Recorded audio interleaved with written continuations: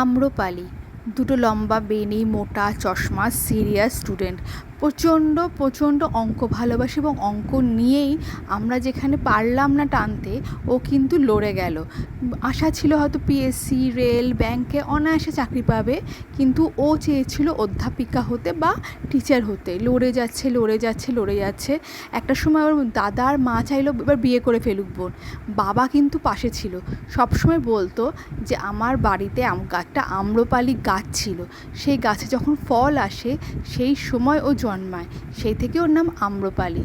তারপর একদিন ও বাবার আশা নিজের স্বপ্ন পূরণ করে অধ্যাপিকা হয়।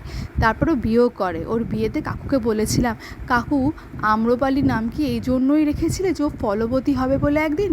কাকু বলল, আম্রপালি তো এটা ব্রিড রে, অনেক পরে এসছে।